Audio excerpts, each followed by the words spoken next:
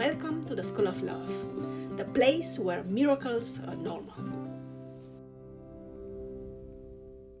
Ladies and gentlemen, hello and welcome to the School of Love, the place where we learn practical tools based on scientific research and our own experiences towards improving ourselves, living life to its fullest, and contributing to the best of our abilities to the world around us.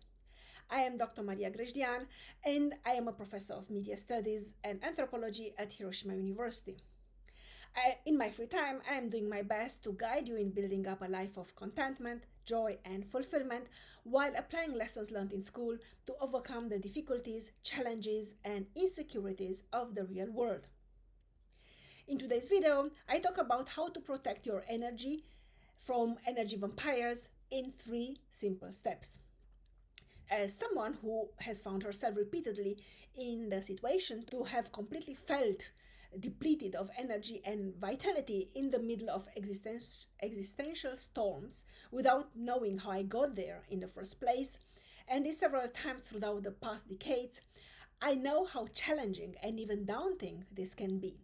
First, the decision to do something about finding yourself repeatedly involved in battles and struggles and storms, which most of the time are not even your own, and then to stick with the decision to actually do something about it.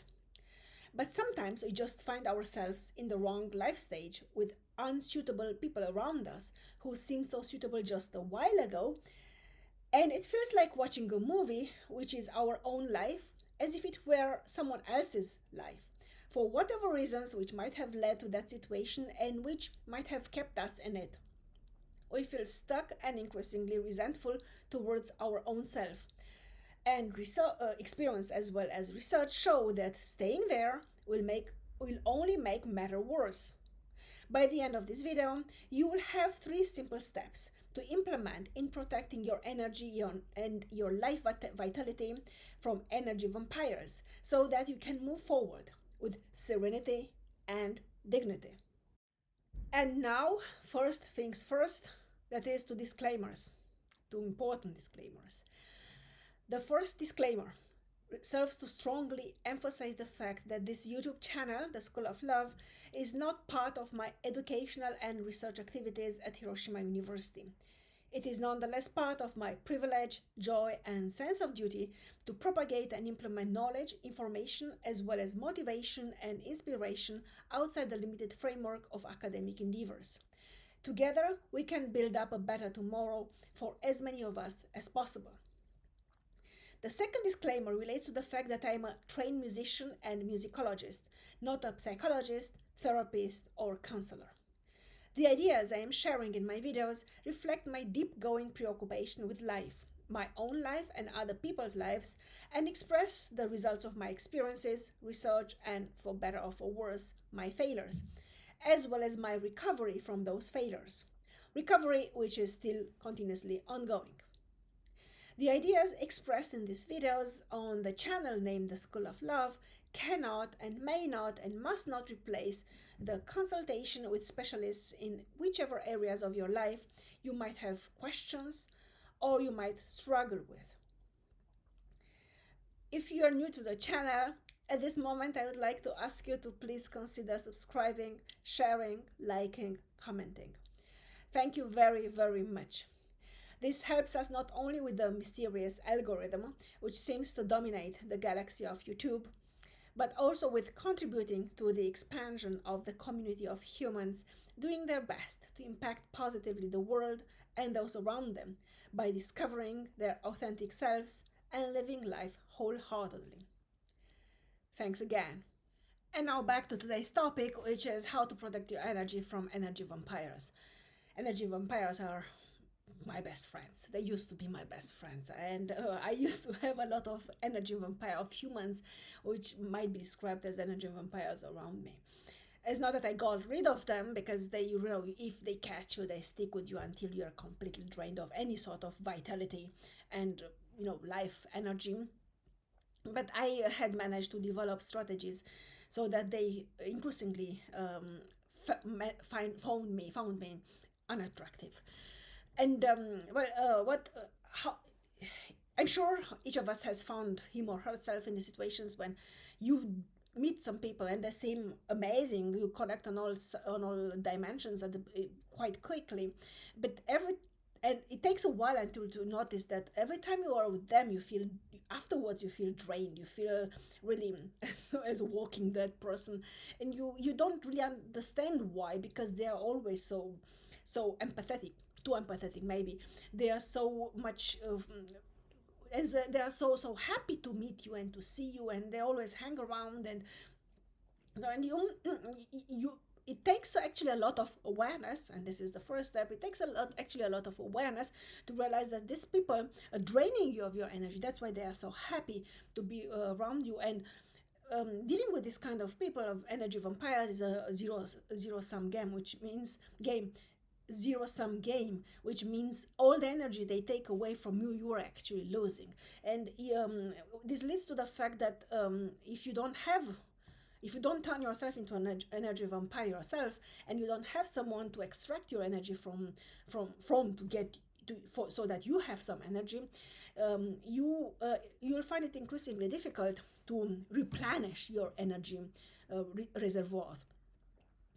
And there are, of course, a lot of there are some so practical tips how to deal with them. Like, you can nurture your energy by spending time by yourself, taking walks of 30 minutes per day. um, uh, so 30 to 40 minutes every day, and then setting up at least a day per week in which you have no obligation, professional or otherwise. So these kind of practical tips in which you technically protect yourself from being drained by other people. The problem with all these tips is that they are so mechanical, and you implement them mechanically, that they do not allow for expansion. So let's say you don't have the weather is very bad, or you don't have time to go for a walk. What do you do now? How do you replace it? And the longer you interact with such energy vampires, such humans who have this ability to drain you of your energy, of your vitality, the more difficult, as I said, is to get back your energy replenished. And and then you'll have to actually expand these very practical tips of finding back your energy, of getting back your energy, which then we all know time is a limited resource, and you cannot, for instance, go for a walk at the beginning 30 minutes, and after a while 40, and after a while 1 hour, and after a while 2 hours, and so on. So you have to find solutions which are more um, elastic or flexible, and which allow you not only to find ways to replenish your energy, but also to find ways to actually become unattractive for such energy vampires in the first place. This is actually the solution. And so after you understand and you become aware of the fact that you are part of the problem, for better or for worse, yeah, I'm sorry. People who attract energy vampires and deal with energy vampires long term are actually part of the problem. They are somehow enabling those energy vampires. Sorry for the insight. Um, so once you have to let go of the need to control the world and your environment. And the way we attract and keep around us energy vampire long term is because we do our best to be there for problematic, for complicated people, or what I usually, and not only me, call toxic people. And why do we do this? Because more often than not, it satisfies our need to belong somewhere and to be of service as a placeholder for just being ourselves. So people who are happy and fulfilled in being themselves, they usually do not fall victims to energy vampires, because they feel immediately when someone tries to take away from them without giving something in return. Like regular people, normal people, of course, friendship life is give and take, right? And this is again also very important. Of course, this is a give and take, but more than give, one has to give first in order to receive something. And normal people don't really expect something in return, but nevertheless, they would not give indefinitely, as some people like me, as I used to do, and some people like me actually also used to do.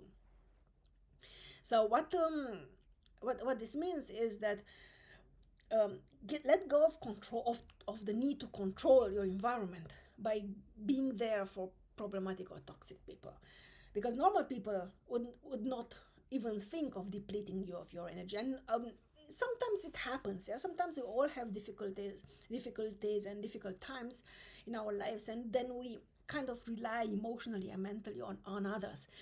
But this is not a pattern. This is happening once in a while. Everybody goes through such phases, but it doesn't become a pattern. And it is not a pattern. But with the problematic and toxic people, this is a pattern. And healthy people don't allow this. They don't allow to be taken advantage of and to be drained of their energy and vitality. But people who are not, like, I'm not saying that they're unhealthy, but people who are maybe sometimes insecure, or maybe they do not have this inner core of self-confidence and like very strong pillar of self-esteem, and they do this because they allow other people to take advantage of them, because this is how they somehow feel validated, and they find their place to belong somewhere by being of service and by being, in a way, placeholders for themselves. And once you have these two parameters, the third one, which is equally important, is to replace those patterns. And it's not about changing them or forcefully rejecting them. It's about replacing them with something else. And in order to do that, you will need to make a decision, a conscious decision. I'm going to protect. I'm going to learn to protect my energy from other people, and make this decision conscious, and deliver this decision to your subconscious mind, to your subconscious mind and dimension.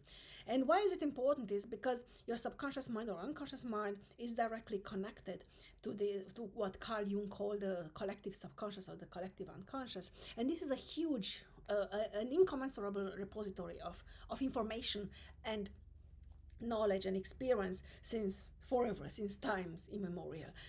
And because it has access to these resources, your subconscious mind will deliver you the best solution for you, for your particular case.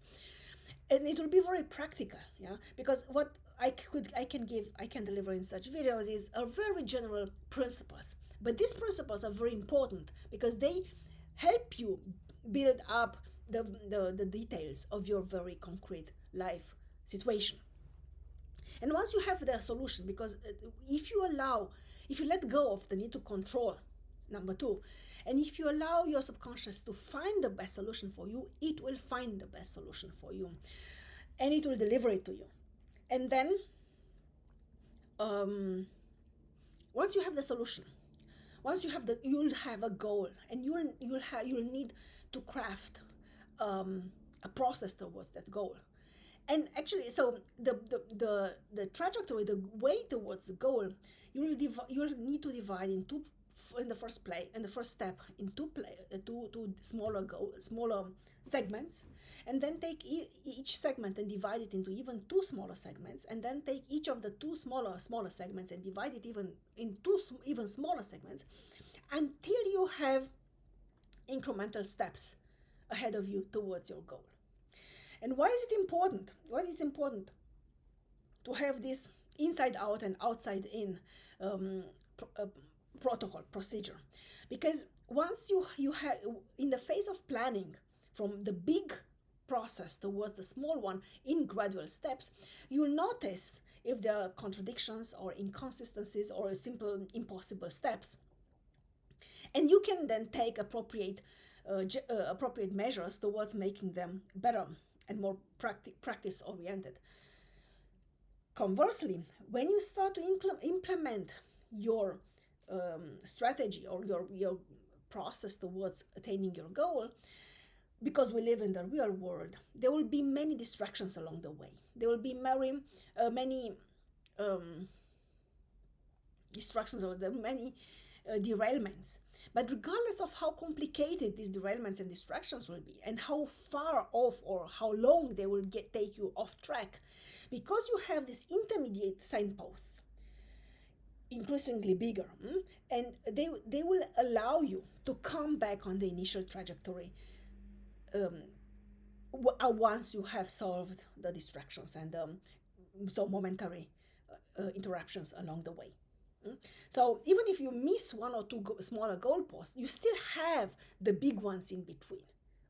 So it is. I think it is very important to have this vision of, we don't jump towards goals. We move gradually, incrementally towards them, and but it's important to have this decision and to allow your subconscious to find solutions for you, instead of forcing yourself into, or forcing your being into becoming something which might not be appropriate for you, based on the experiences and suggestions of other people who have been there and applied some solutions, but they are not your solutions, because you are a different person, a unique person. So this would be for today from me. Thank you very much for listening. Thank you very much for joining me, and I'm very much looking forward to welcome you here very soon again. So love and peace to you all.